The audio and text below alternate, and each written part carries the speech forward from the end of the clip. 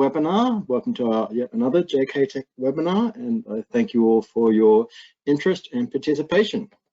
Today's webinar is mostly focused on our latest comparative testing program, which involves all of the laboratories that are licensed to perform JK drop weight tests and SMC tests, and some in-house labs that also choose to participate.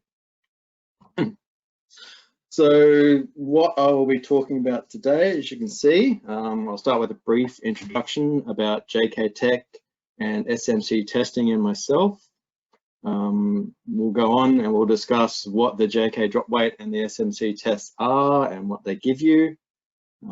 Moving on from that, we're going to look at test methods and measurements in general, and looking at test method variability and what causes variability to arise in test methods. And then we can go about a way of how you characterize this and how you can actually put numbers to that variability of your test. A slightly related topic that I like talking about is accuracy and precision. I think they're both important topics to understand, and if you're getting a test result, you want to understand how accurate it is and how precise it is, so you know how much you can trust it. Following on from that, we will get into the comparative testing program. First looking at why we do the comparative testing program, and then we will look at the details of how we actually perform it and what it involves. Going through, and then we will look at both the JK drop weight and the SMC results that we received from the latest program.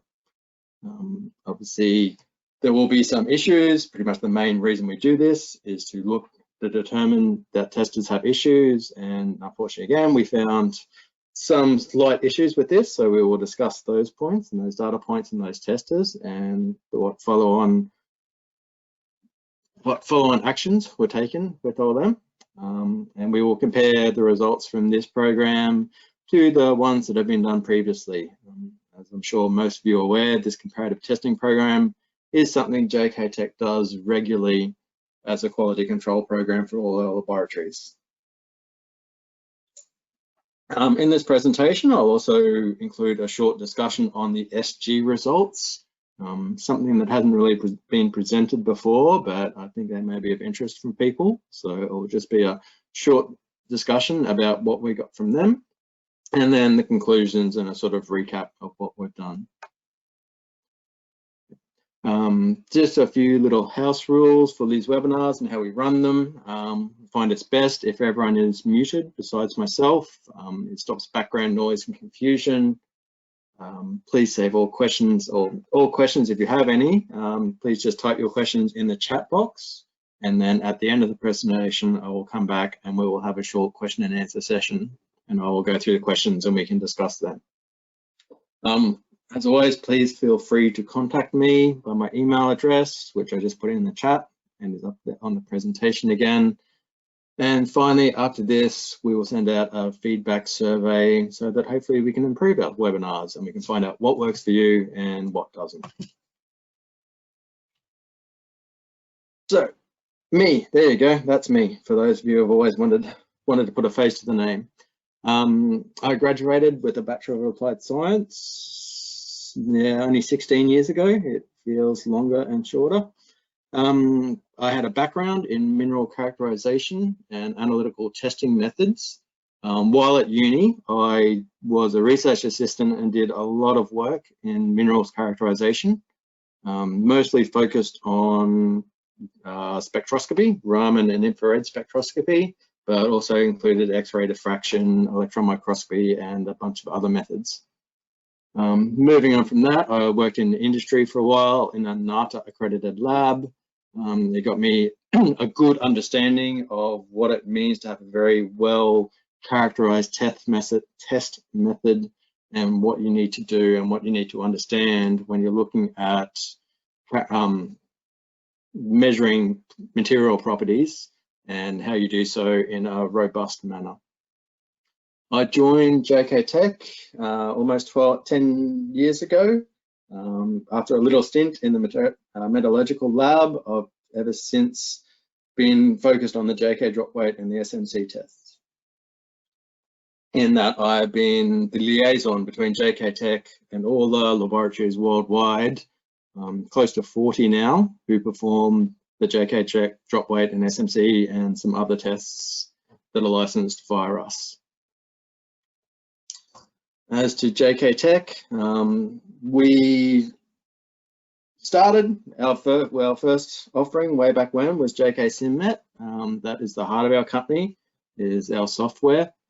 Since then, we have developed software. We went from the SimMet, which is your simulation of all your crushing and grinding circuits. We now have SimFloat, Multibal, and SimBlasts. So SimFloat obviously covers flotation, and you can model and simulate your flotation period processes there. Multibal is mass balancing over circuits. So you can really characterize your grinding and crushing circuits and see where everything's going. SimBlast is reasonably recent. It simulates your blasting and is aiming for optimizing your blasting techniques and looks at the fragmentation that you'll get from your blasting. Our latest offering is VBOC, which again looks at blasting, but it looks at the material movement during blasting it. So if you have a very good characterization of your ore body and of your blast bench, you know where your variable materials are, then we can track it after the blast, and you know the bits that you really want to focus on when you're digging them out of the muck pile. So that's all our software. On top of that, we also have our consultants who go right from the geology, geomet, through all the mining processes and through all the mineral processings. So they can help you with any aspect of that. Very recently, or over the past few years, we've started to pull these all together in what we refer to as our mine-to-mill offerings. This is a much more holistic approach rather than just looking at your geology, or just looking at your blasting, or just looking at your processing. The mine-to-mill process looks at the whole value chain at once, and we'll try and optimize over all the way from your blasting, through your crushing, through your milling, and through your flotation or your other separation processes. It's a very, as I said, holistic look at your process to try and get people out of the silos that people tend to be in, where people just look at their little process of blasting, or they look at their SAG mill. You really, in these mining processes, you need to look at the whole picture to get the best benefits. And because JKTech covers all these areas, we're able to bring them together and yes, help you out in that aspect. Then of course we also have me, as I don't really fit in the other areas. I'm down there in the databases, the laboratory testing and the training. We do have a metallurgical lab. As I said, that's where I started at JKTech. So if you want a bond test, or of course we can offer the JK drop weight test. We also recently offered the JK bond bore mill tests, which is a shortened version of the classic bond test. So not only can we offer that, but that is offered to other laboratories, and we will license those who wish to offer them on a commercial basis.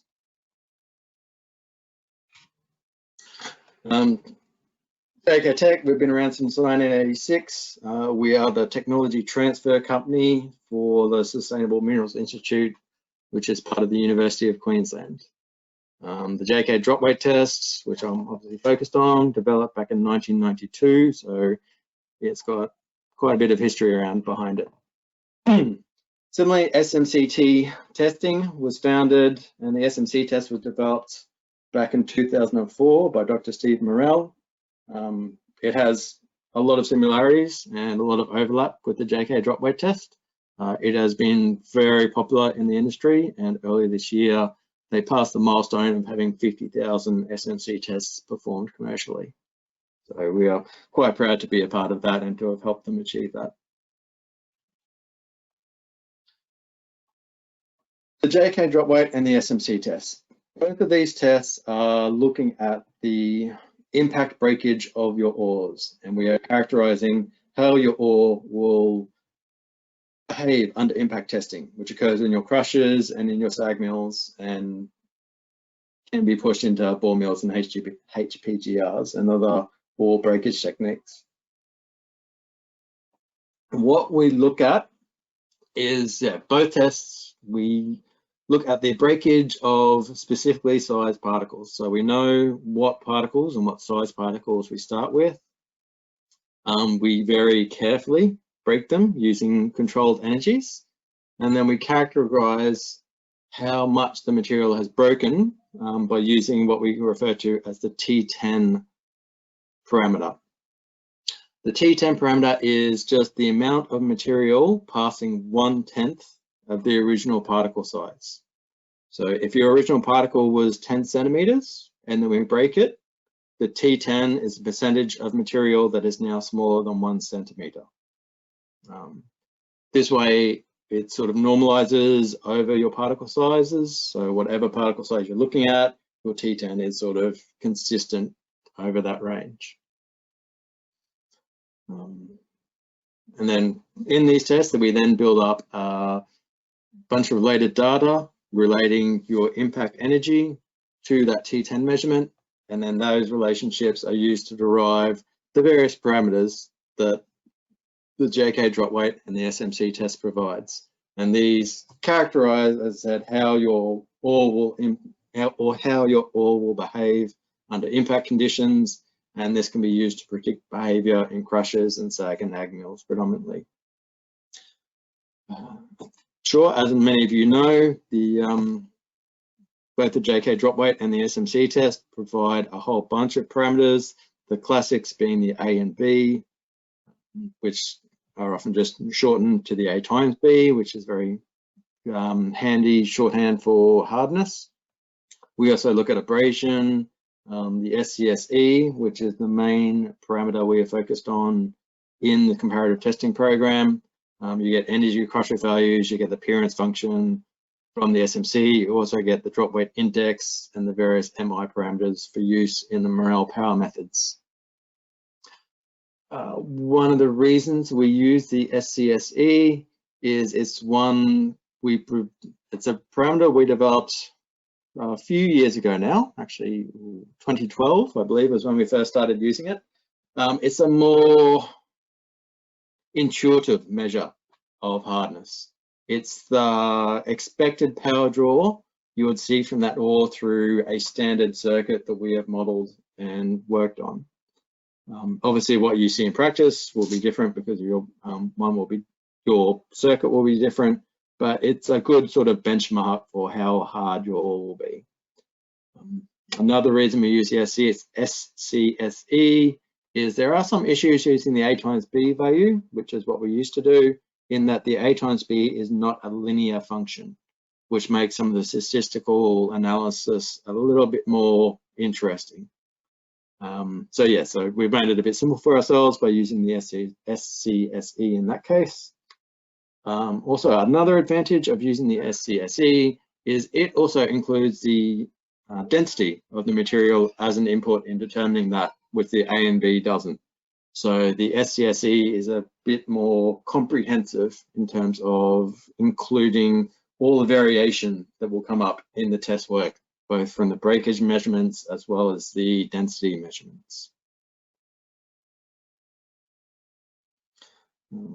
Okay. So going on and looking more generally at a test method variability. Whenever you take a measurement, even just measuring a distance with a ruler, there will be some variability in that measurement. Even if it just comes from the limit of measurement, which is the scale of the ruler. You can only measure it to a certain amount of accuracy. And then most test methods involve a number of measurements, so that, any test method, it has a number of sources of variability from those measurements and how they behave. So no matter what you do, if you try and repeat the same measurement, you'll get slight variations in the result. So if you do it 100 times, you get 100 different answers, and that's a population of results that you're looking at. Okay, you'll see in my points 2 and 3, I use the words repeat and reproduce. For me, this is important aspect of looking at test method variability. The repeatability is just that baseline variability where you try and keep things as similar as possible. You're looking at one technician using the same machine, testing the same sample in as short a time period as possible. It's trying to get the repeatability, trying to get that variability as least as possible. And that's the repeatability variability or repeat variability of a test. Obviously, in practice, you'll have a number of technicians using a number of machines, and that includes, introduces more variability in a test method. So that is the reproducibility, where you have a number of technicians reproducing the same test.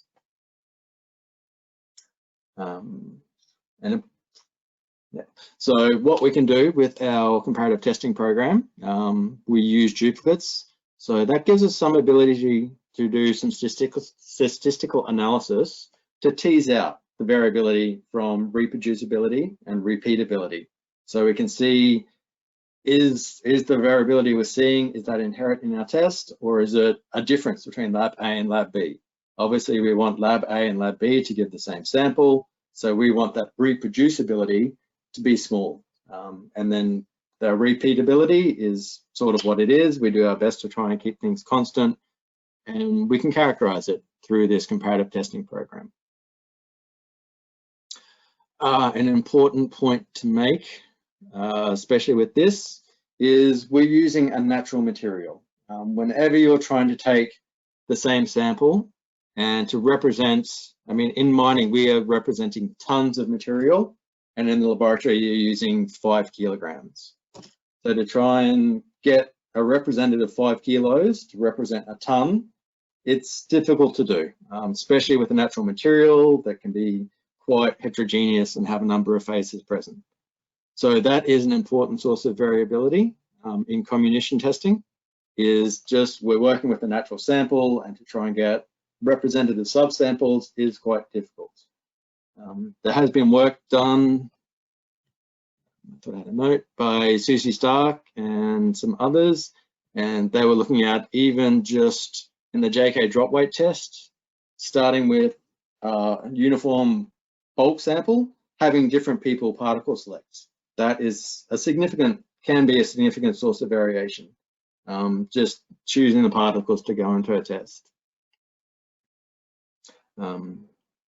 Yes, so I just want to raise that point that yes, we are working with natural samples, and that does can introduce a significant amount of variation in the test, but it's not something we're looking at in the comparative testing program. We're trying to minimize that for reasons I'll get to later.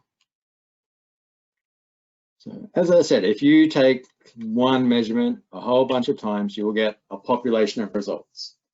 And most of the time you will get a normal curve as shown. So this is how we can characterize the amount of variability. And what we use is the 95% confidence interval.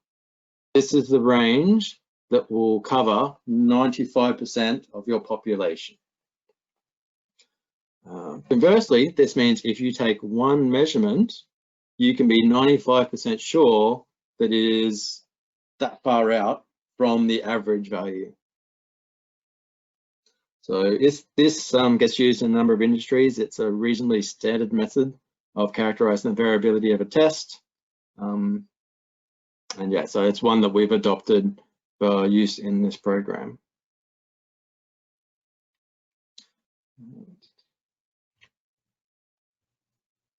So the 95% confidence interval, it covers, or it indicates how spread out that population of results is, how much variability. A large confidence interval means there is a lot of variability, and you can have answers quite away from the average. This is what we refer to as precision. A highly precise test will have a very, very small variability. That 95% confidence interval will be very small. Obviously, that's what we all want. That's it. It's important just to understand what that is, and is it fit for purpose.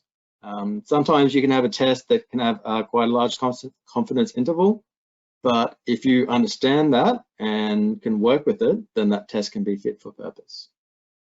So as I said, it's important to understand the result, understand what the confidence interval is, understand how you're using the results, and how that confidence interval can impact what you're doing with it. And that way you can make sure that measurement you're getting is fit for purpose for what you're using it for. Now, accuracy. Accuracy is the test method, is how close the result is to an accepted reference value.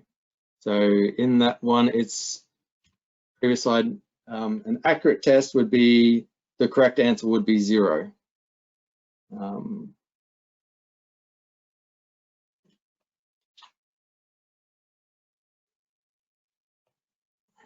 I think the best way to describe this is with an example. If you're measuring something, measuring the mass of something on an electric scale, you put the mass on the scales, and then that will compress a piezoelectric cell or piezoelectric element that will produce a voltage. So the response from the scales is actually a voltage. What you need to do then is to somehow relate that voltage to what your answer should be.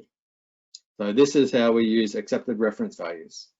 I'm sure most of you that work in labs know that your electronic scales, they should be calibrated every year, every 6 months at regular intervals.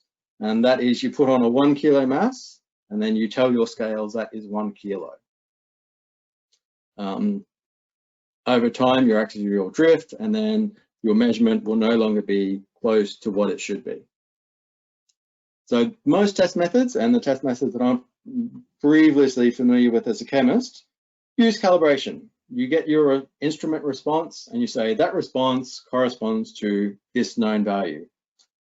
Unfortunately, in comminution tests, such as the JK drop weight, the SMC, the bonds, any comminution test that I can think of, there are no recognized reference materials.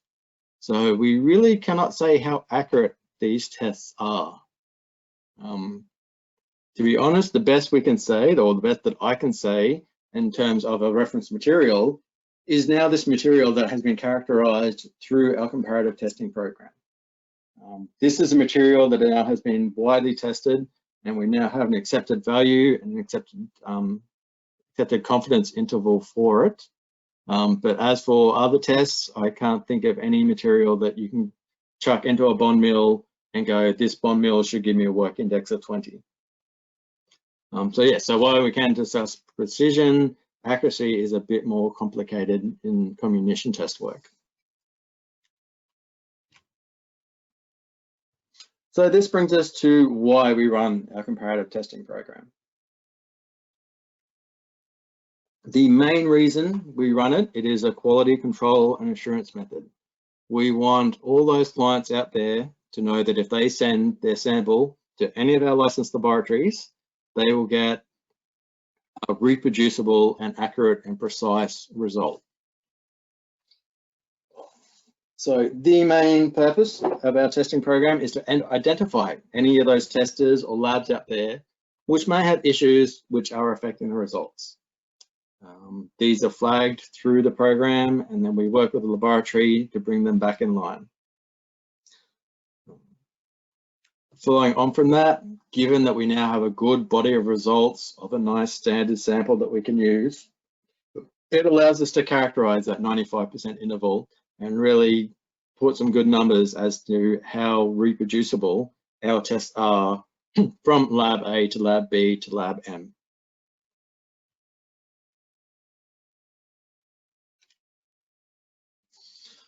So, as I said, we are mostly focused on the tester. We want to know that our JK drop weight testers out there are working as they should and are being used correctly. So we are trying to minimize any other variation. We just want to look at the tester and the procedure that's being used in the laboratories. So we do a lot of work to try and help out and to minimize the other sources of variability.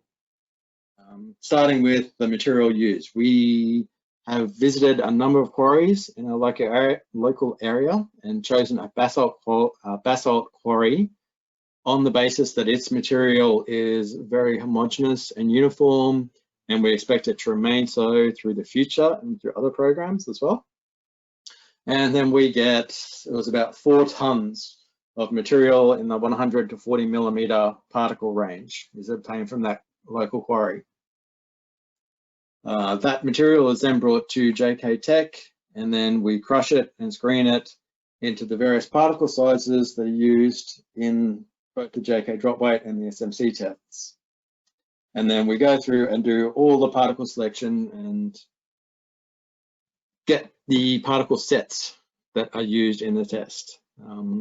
At each step, we are trying to ensure the particle sets are uniform, and we randomize as much as possible to try and ensure that the 100+ samples are consistent as possible.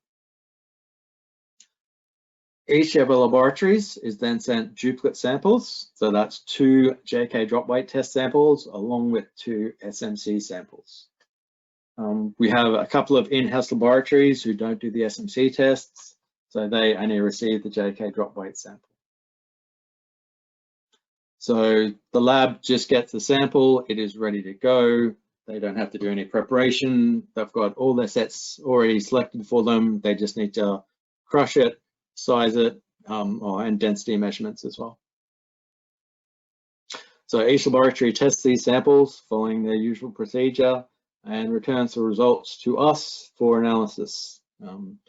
JKTech, in conjunction with SMCT, we review the results as we do all SMC and JK drop weight results we do, just looking for anything unusual with the results to make sure there's no typos or sets swapped around, things like that. Whatever we can, any issues that we can see in the results. And then we analyze as we do and determine the SCSV parameter.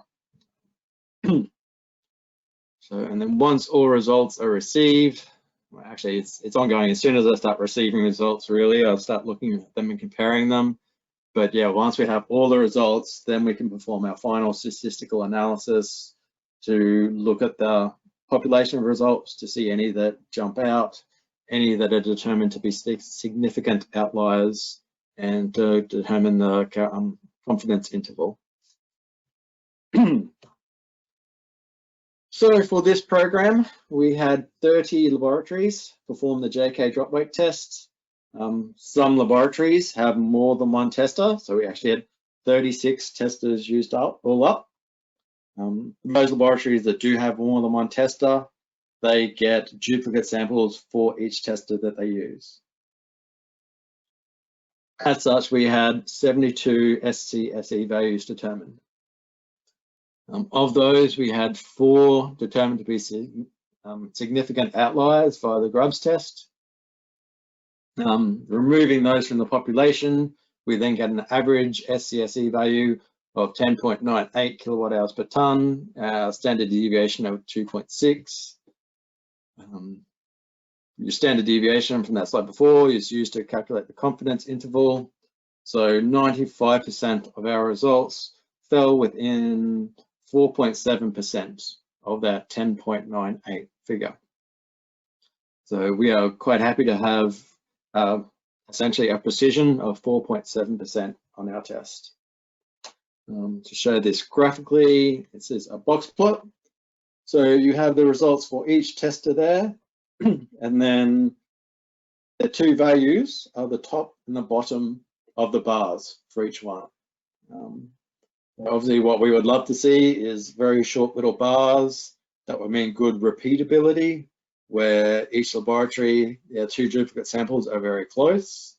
As you can see, we've got a few labs that do have very good repeatability, some not so much. In terms of the outliers, you can see the 4 outliers there. Just to make it easy, that is tester 6, tester 26, and tester 28. So obviously we are going to look at those results, not just the JK drop weight, but also the SMC results, to see if there is an issue or what's going on with those outlier results.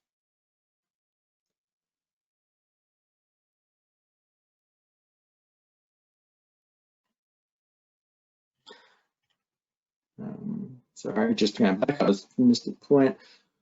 Okay, looking at repeatability versus reproducibility. I said repeatability is how big those bars are. And with an ANOVA analysis, we can sort of tease out what that repeatability variation would be. And through that ANOVA analysis, we determined that out of the overall variability, that repeatability variability is 77% of the total. So that means about 3/4 of the overall variability we see from all results comes from just the inherent variability in the test. And only 1/4 of the variability comes from differences between laboratories, differences between technicians. So we're very pleased with that shows that there is very good consistency between labs. Whether you send it to whichever your lab is closest or whichever lab you send it to, you can be quite confident that you're going to get the same result that you would get no matter which lab that you sent it to. Going on to similar for the SMC results. Instead, slightly or one less laboratory performed that. We just dropped the in-house tester. 35 testers used all up, 70 values determined. Only 2 were determined to be statistical outliers. With those removed, we got an average value of 11.03, which agrees very well with what we saw from the JK drop weight, which was 10.98, which is something else we are quite pleased about, that our 2 tests are in very good agreement for these. Standard deviation of 40, which gives a 95% confidence interval of plus or minus 7.1%. So slightly less precise than what we saw in the JK drop weight test, but still, I believe, a reasonably precise test method. In terms of our box plots, see, again, it was tester 6 that was determined to be the outliers. Tester 26 is on the edge this time. Tester 28 is quite good, just in there with the rest of the population. So we'll see is tester 6 is our main issue tester that we wanted to look at.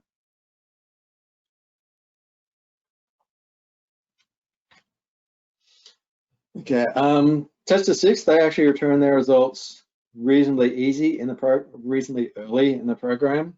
So we identified early on that these results were quite high, and that they indicated there was a possible issue. So that laboratory got onto performed the review quite early in the case, while other labs were still doing their testing.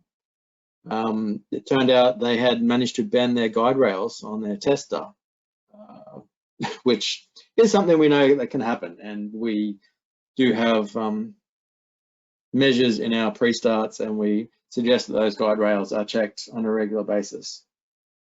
Anyway, so yeah, we discovered that that was the issue. Replacement guide rails were supplied to that laboratory, along with a follow-up sample of this material. The laboratory replaced the guide rails, reran the tests, and got SCSE values of 11.4 and 11.8. So while still on the high side, they are within the acceptable range, and so we're happy with their performance now that they'll perform those follow-up actions. The other 2 testers, tester 26, they were the ones, one outlier, but all the results were high. We've requested the laboratory to review their tester and their procedures, but are yet to receive a response. Tester 28 only had the one outlier. All the other results for that were within the expected range. So yes, we don't see any major issues there. It's a bit hard to say what happened just with that one outlier. We'll take that essentially as just randomness, just extreme randomness really. So no follow-up action was determined necessary for that case. Now, comparing this with our previous programs, so we've started these way back in 2008 and did one, as you can see, 2013, 2015, and the current one in 2018. They all, we're pleased to see, have very much the same coefficient of variance in their A times B results. This is somewhat interesting to me because the 2008 program only had about 12 testers involved. 2013 got up to about 29 testers. 2016 had 38, and then we were a few less, we were down to 70 in 2018. The reason we dropped the numbers was we had some issues getting some sample to some labs, in particular some Russian labs. There was some sanctions basically, and we weren't able to get samples into that. We are still working with those labs. We're getting those samples in and getting those samples to do the testing. We just had to call it, so we have done this report. Because yes, other labs have been waiting, and yeah, we can't let this drag out too long. But we are continuing to work with those labs that haven't done the testing yet, and we are getting them all ticked off as we can. Now, those of you who have done the test, you all know that both the JK drop weight and the SMC test involves a determination of the specific gravity or density. So over this program, we collected a significant number of these values. Both the drop weight and the SMC tests use multiple readings to get an average value. To do this analysis, I just took the average from the test rather than taking all the individual measurements. Even so, I still got a population of 125 individual SG values for this material. Some laboratories use the same measurements, both the drop weight and the SMC, and paired them up, which is why we get the weird number there. But so we ended up with an average SG of 2.85 and a confidence interval of 1%. So while we see a bit of variation in our SG measurement, it does seem to be a reasonably precise measurement. In particular, which is surprising because different laboratories can use different techniques for determining the SG value. In a graphical form, you can see here. So we do have the occasional outliers. Some that are quite out, but yes, most are within about 1% of that average value. As to what this means, whether this is just showing the actual variation in the material that we used, or the variation, as I said, in the different test methods, it's, yeah, we really can't take too much more from this, but I think it shows a reasonable agreement in the SG values that we got. Obviously, the SG test is not one that we license, so as that the labs do the SG measurements in the manner with which they choose to do it. But I think it was important to show that the SG measurement doesn't produce a large amount of variability, which would then feed into the SCSE value. So the variability that we're seeing in the SCSE parameter is only marginally influenced by the variation in the SG measurements. Okay, so to wrap up is, yes, as I said, I've discussed the JK drop weight and the SMC tests. These are used to characterize your ore and the behavior during crushing and grinding. Any test method, including these test methods that we're discussing, has a variability associated with it. This variability arises from both the sample, the subsampling, inherent variability, different technicians, different machines. So a number of sources that will always mean you're looking at a variable test result. The way we characterize our test variability is using the 95% confidence interval. So that means whatever reading you get, you can be 95% confident it is within that value away from the correct value or the average value. We use JKTech and SMCT. We used our comparative testing program both as a quality assurance method to make sure all our labs are performing correctly, and then to characterize the variability in these tests that we offer, so the clients know the precision that they can expect from these tests. As mentioned, it should be noted that in this comparative testing program, we are sort of looking at best case scenario, in that we have removed many sources of the variability, in particular, because we're dealing with natural materials, in particular variability that arises from subsampling and particle selection of these materials. We are pleased to see excellent agreement between the JK drop weight and the SMC tests, giving average values of 10.98 and 11.03 respectively, and both have good precision, with 95% of results within 4.7% for the JK drop weight and 7.1 for the SMC tests. And then I've just finished off with a brief indication of the SG values that we've shown, and as an indication that the SG test is quite precise, even though it can be done in a number of different ways. Cool. So I thank you all for your attendance.